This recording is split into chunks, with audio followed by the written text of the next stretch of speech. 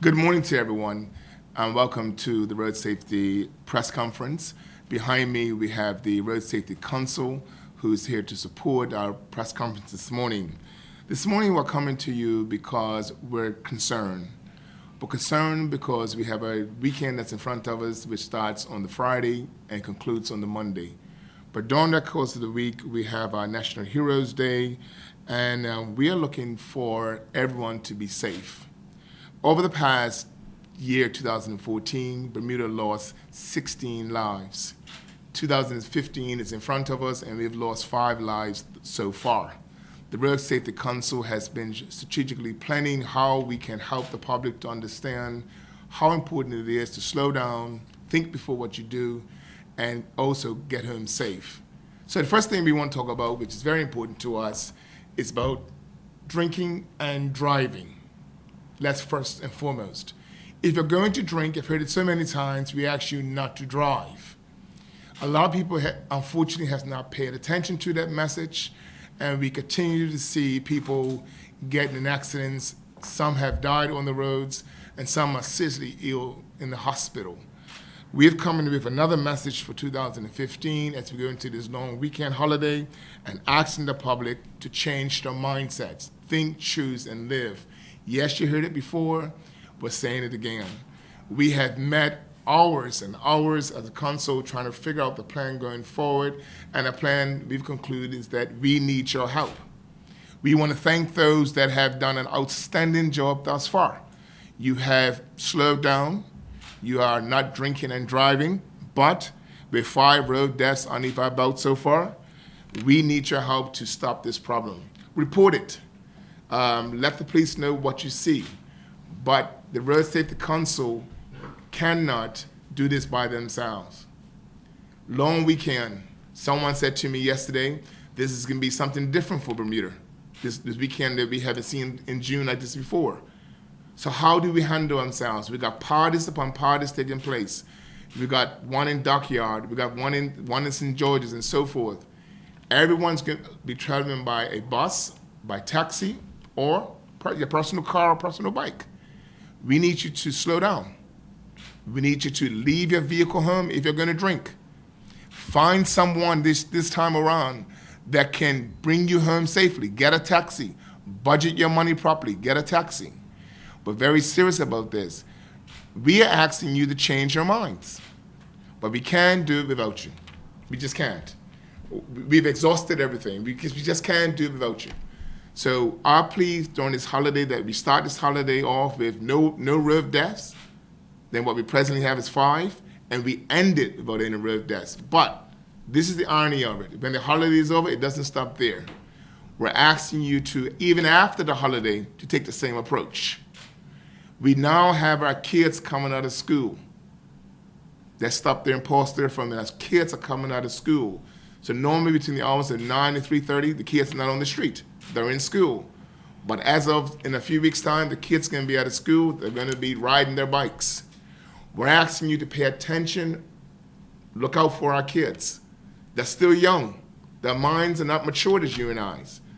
They're just getting their bike license. Help them along the way. This is a plea to those that have considered themselves experienced on the road. So the Road Safety Council, on behalf of the entire council, we're asking the media to really go up there and push this for us. This is the first time we've had this in our boardroom, and we're taking the lead going forward that road safety is important to our society. And one of those leaders that unfortunately might get in an accident might be our next premier, might be sitting where you're sitting one day. So we have to play our part. So it is a joint partnership. So we're asking you to work with us and along with this council as we try to fix this problem. Thank you very much for coming, and we look forward for a safe and happy holiday. Thank you.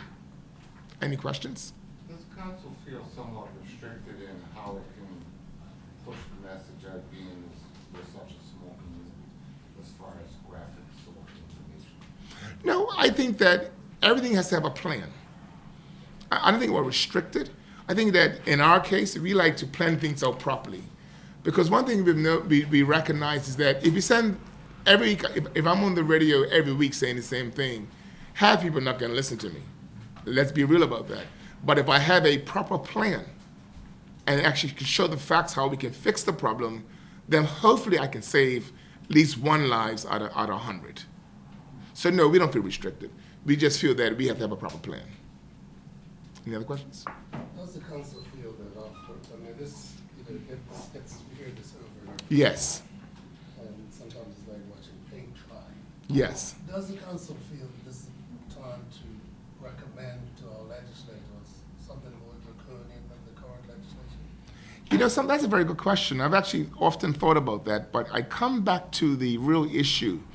It doesn't matter what we recommend, it comes back to a person's mindset.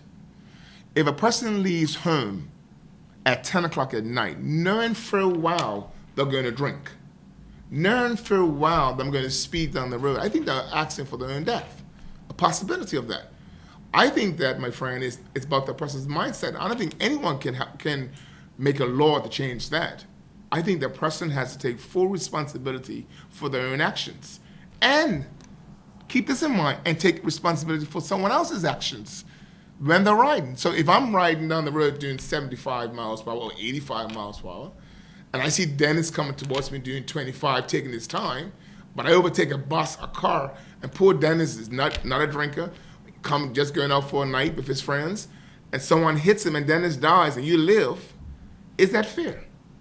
It's not fair. The mindset of a person has to change.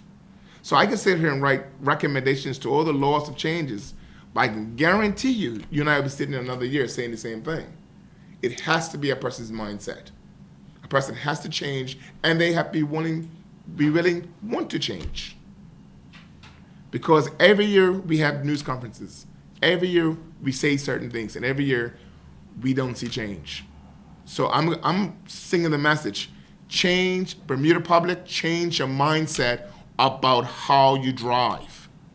The theme of us is very simple: think, choose, and live. Very simple. You learned that in school. Think about your actions, choose them wisely, then you're gonna live.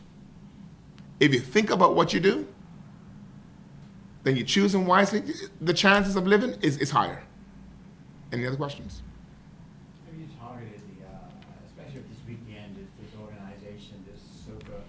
Yes. Whatever party weekend we have you targeted the organizers of this function that they will push the message, despite the show going on, that if you choose to drink, which alcohol will be there, please don't drive? Have you targeted these organizations? We have just had a meeting yesterday, I believe yesterday or the day before yesterday, and we are going to be sending them a message, yes. We have not met with them, but we will be sending them a clear message, like I'm sending you a clear message. Be responsible. You know, you have a venue which is Dockyard. Make sure you have the right people in place. And if you see someone that can do it, don't just tell them to get in the car. Stop them.